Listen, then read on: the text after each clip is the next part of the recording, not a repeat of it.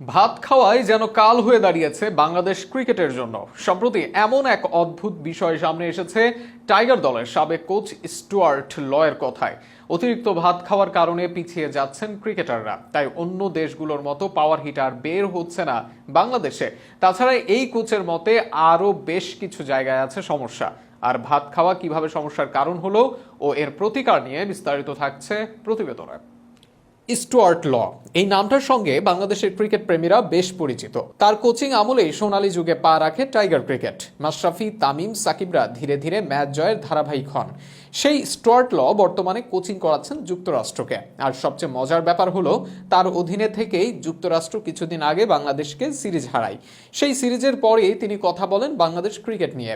সেখানে উল্লেখ করেন, গেল 25 বছরে টাইগার ক্রিকেট ঠিক কতটা আগানোর কথা ততটা এগোয়নি। এর পেছনে এই মাস্টার মাইন্ড কারণ হিসেবে দেখছেন বাংলাদেশি ক্রিকেটারদের খাদ্যাভ্যাসকে। এর জন্যই অন্য দেশগুলোর তুলনায় বিশেষ করে ওয়েস্ট ইন্ডিজ, অস্ট্রেলিয়ার মতো পাওয়ার হিটার বের হচ্ছে না এখানে। এই কোচের মতে বাংলাদেশের ক্রিকেটাররা বয়সভিত্তিক দলে থাকতে অতিরিক্ত আমিষ ও শর্করা জাতীয় খাবার খায়, যেগুলো শারীরিকভাবে ভারী করে ফেলে। তাছাড়া এসব খাবার যথেষ্ট শক্তি বৃদ্ধি করে না, যার কারণে পাওয়ার হিটিংয়ে পিছিয়ে থাকে। এ নিয়ে স্টুয়ার্ট ল বলেন, বাংলাদেশের ক্রিকেটাররা প্রতিভাবান, কিন্তু তারা এমন শক্তিশালী নয়। সেখানে কখনোই ওয়েস্ট ইন্ডিজ, অস্ট্রেলিয়ার মতো পাওয়ার হিটার বের হবে।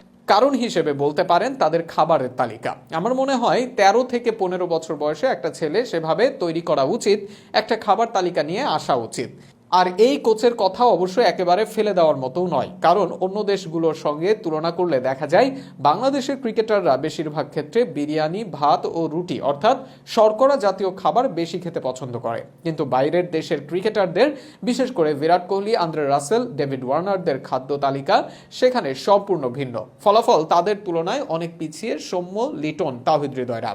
আর এর জন্য খাদ্যাভ্যাস, বিশেষ করে অতিরিক্ত ভাত খাওয়াকে দায়ী করছেন দেশসেরা ক্রিকেট বিশ্লেষক নাজমুল আবেদিন ফাহিম। তিনি বলেন, আমাদের ক্রিকেটাররা ভাত খেতে পছন্দ করে, কিন্তু ভাত খেলে শরীর ছেড়ে দেয়, ক্লান্তি চলে আসে। প্রয়োজন মতো কার্বোহাইড্রেটের জন্য রুটি বা পান্তা খেতে পারেন। বাইরের দেশের তারকা ক্রিকেটারদের অবশ্য তেমনই দেখা যায়। বিশেষ করে ক্যারিবিয়ান অলরাউন্ডার আন্দ্রে রাসেল একবার বিপিএলে এসে টাইগার ক্রিকেটারদের মিষ্টি আলু, কলা ও পুডিং জাতীয় খাবার খেতে বলেছিলেন। তাছাড়া বিরাট কোহলির খাদ্যাভ্যাসেও দেখা যায় এসব ধরনের খাবারই বেশি। সেখান থেকে বলা যায় ভাত খাওয়ার কারণেই তাদের তুলনায় পিছিয়ে শান্তরা।